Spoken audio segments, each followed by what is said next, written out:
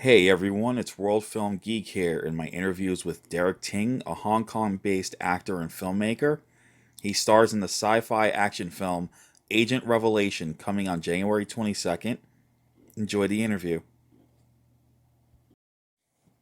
Okay, so how's it going, Derek? I'm good. I'm good. Yeah, it's 10 over here in Hong Kong, so Oh, that's I right. always kind of get paranoid about getting the wrong time coordinating. That's cool. Well, I got to watch Agent Revelation last night, and oh my god, I really love it. I love these sci-fi films, and I like the little twists and turns that got involved with it. Overall, I actually really enjoyed it, and yeah, you did a good job on it. Awesome. Thank you. Thank you. So my first question is, how did this idea come about? Yeah, I mean, I started with a pilot feature called Agent One, and that came about. I was actually shooting guns in the desert in Arizona, and I was like, wow, this is like totally a movie in and of itself. And then so I started researching about aliens. And I found this interesting conspiracy about the Dulce base, which is in New Mexico. It's a base where they experiment on aliens. Hmm. And that's the movie I wanted to make. I wanted to make a movie in an underground base. And so Agent Revelation sort of was the movie I wanted to make, but I made Agent Intelligence, Agent One, first as a pilot, just to see if I could do the action and shoot entirely in California. So yeah, from there, then I built on the story of the pilot and just went all out with Agent Revelation. That's awesome. And what I found interesting was that it was red dust that turned your character into this super powered being. And the first, I gotta admit this, the first thing I thought of was this really old 1980s movie. It was about a cop who accidentally gets exposed to this red radiation, and and then he gains superpowers. The only difference is his weakness is the color red because of the fact that it was red dust. But here, you don't seem to really have any weaknesses, and you know, and it's pretty cool that they kind of I just thought about that movie right away. I think it was called Super Snooper. It was like a really old Italian movie, and that's the first thing I thought of when I saw it was red dust. But I like how you did it differently, involving this whole military faction and the sides of good and evil with people who are exposed like you. I found that even more interesting. Yeah. And so by the way, I'm writing Agent 3 right now. We got a green light for the development of it, so I'm very excited about that. But I always saw the red dust as this kind of substance. Do you remember the movie Dune? Yes. Yeah, like I always thought of it as this kind of valuable substance that the world craved for. And that was the kind of sort of birth of that kind of concept. Hmm. So um, so yeah, and then of course I think there's then you see in this movie that there's sort of this kind of antithesis to it too as well, which is people find out when they watch the movie. Yeah. And what I really was surprised at, that you got Michael Dorn in the movie, because he's a sci-fi legend because of Star Trek, obviously. What was it like working with him? Yeah, so I mean, he's awesome. He he was one of the first people I thought of. Our casting director had sent me pages of people, and actually the story is that so my dad had a heart attack. I was in Hong Kong, he was in New York, Oh and wow. so I flew immediately to see him. And this is the middle while we're looking at who's going to play this really awesome Elon Musk, Steve Jobs character, and we're looking through pages of potential star names that you would know if you saw them. Hmm. And my brother is a bit of a kind of a Trekkie, and he saw the list and he said, "Oh, you know who you want? You want Michael Dorn." And that kind of carried through. So I thought about it. I looked at, obviously, I'd been a Star Trek Next Generation fan, and I just thought it'd be interesting because we've seen this type of character, we've seen this sort of like kind of, you know, yeah, Steve Jobs, and I wanted to give it a little bit more of an edge, and I wanted him to be more mysterious. And then I wanted him to be athletic too, so that was really good too. That Michael Dorn, he's tall and he's strong, and then he has like, you know, a Tai Chi background from playing Worf. Mm-hmm. So Yeah, I did. Yeah, I did notice that. fantastic. Yeah, I did notice that. I'm That sorry. I did notice you got to do the whole Tai Chi thing with them in that one scene. I thought that was pretty cool. Yeah, and you know, you see that he's actually a really good actor because when you meet him, it's like, oh, your voice is totally different. Obviously, yeah, you know, you without your makeup, he's a very handsome guy. But yeah, he's a great actor. He does plays and everything, you know. So he was really drawn to the dialogue, which this character really needed to be able to deliver. And yeah, does it awesome. Yeah, It's like a pleasure just listening to him. yeah. I don't think you could have found anyone better at this point. Yeah, and you know, I felt like he doesn't, because we know him with the makeup on, he doesn't bring this sort of like baggage that if you had someone else as famous as him, Mm-hmm. you would be like, oh, I still see this guy instead of this, you know, the character in the movie. And that's what you ultimately want, I think, in a movie is some kind of like, you know, you want to be watching the character, listening to a new character, not, you know, a version or a sort of a interpretation of a character. Yeah, and I also like the fact you had two people on your side, and if I remember right, their names were Billy and Aaron, because they were like they were kind of like, I felt like you were like the superhero, and then you had like the little sidekicks. I thought like trying to think, I'm kind of like yeah, Aaron's like the armorer, and Billy's the techie. right, Billy is played by Kayla Ewell, who's you know, female, and I originally wrote as male, but I kind of left it open, and she actually read for the part of Belle. But then I was like, you know what, she'd be really good for Billy though. So I pitched it to her, and it's definitely different from her. You know what she's known for. She's known on Vampire Diaries as like a really, you know, seductive actress. So for her to play this one, and she knocks it out of the park. And Aaron actually is played by Matt Burnett, mm-hmm. who Matt's actually like really famous on YouTube for airsoft. Oh wow.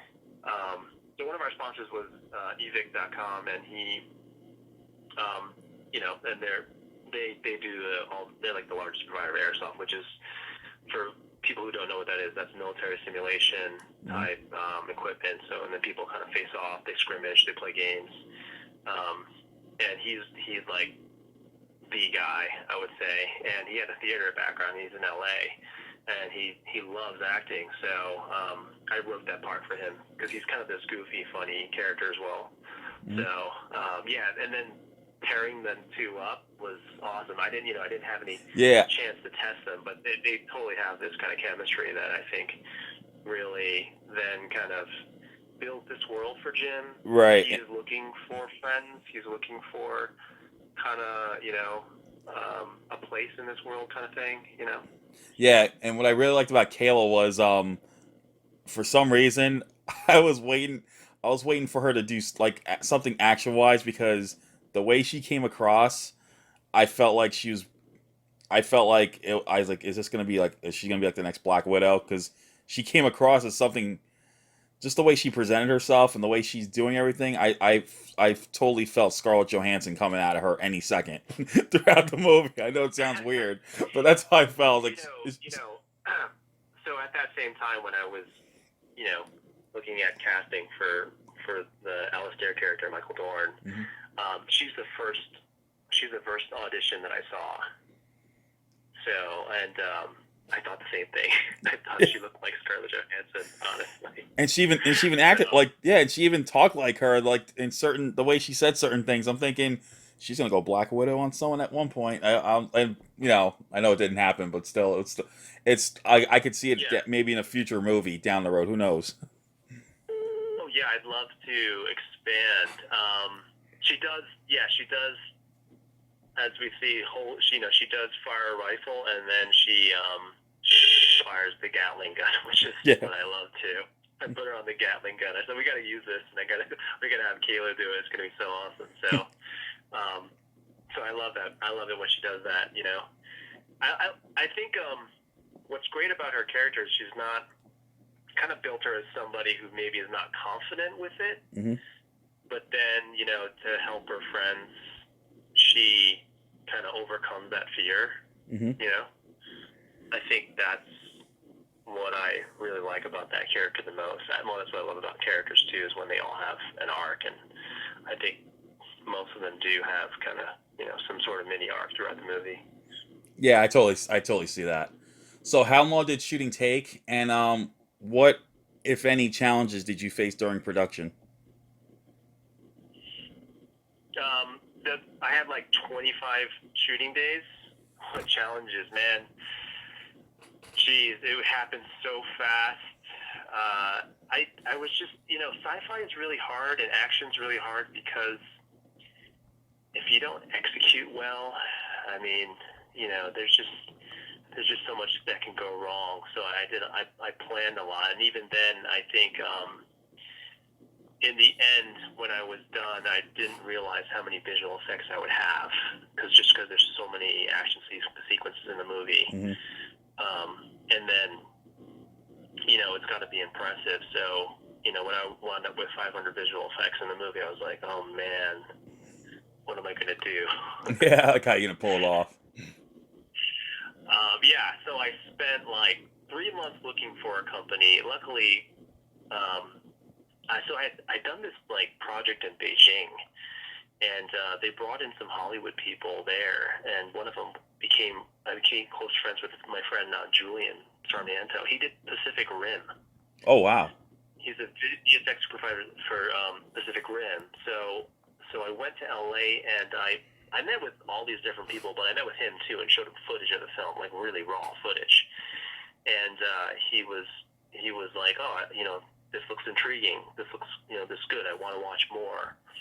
Let me see what I can do. And, of course, we're not best friends, so I didn't really kind of think that he would actually like end up coming through, honestly. And it's LA sometimes too. It's like, yeah, I'll help you out. But no, he's a really good friend, and he took the time, and he went to different companies, but he really just found one firm run by Chad and Jamie Finnerty at DFFX, and they're in Marina Del Rey. They're ex Digital Domain, so they started their own company like 6 years ago, and they do big movies, like they did Tom Hanks' Greyhound.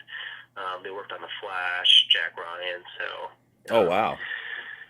So yeah, I mean, I wanted to bring just quality ingredients to this film.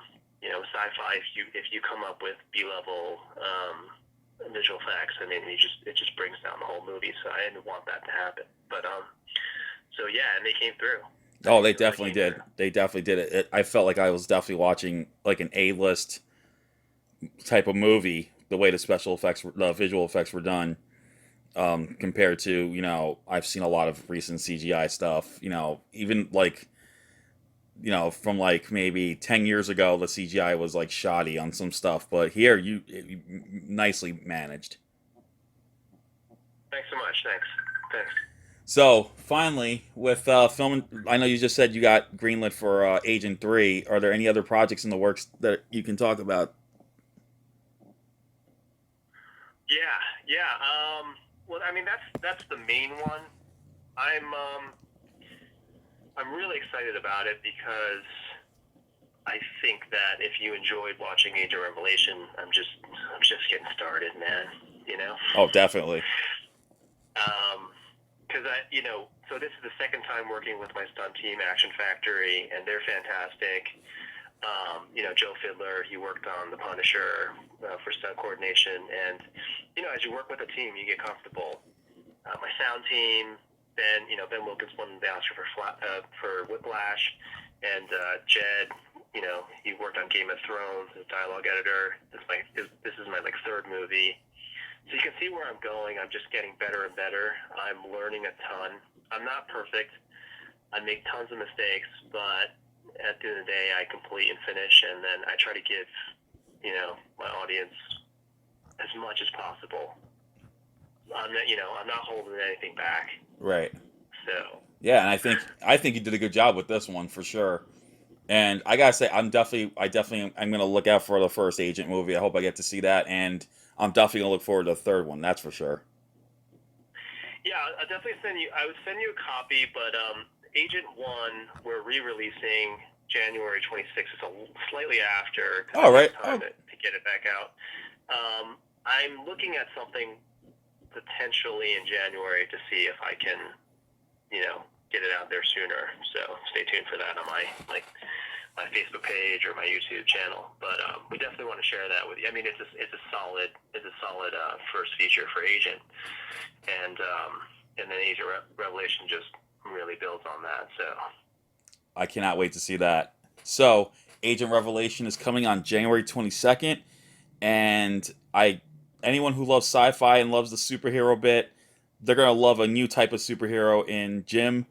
And Derek, you are the man. You did an excellent job with this, and I look forward to seeing more adventures of this character and more of your work. And you did a fine job. And once again, thank you so much for staying up late in Hong Kong and getting to talk about the movie. well, thank you so much. I really appreciate you taking the time to watch the movie. It's people like you that I'm here to serve. All right. Well, I hope everyone gets to see the movie. And Derek, once again, thank you so much. And I hope you stay safe and take care. Awesome. All right. Bye bye.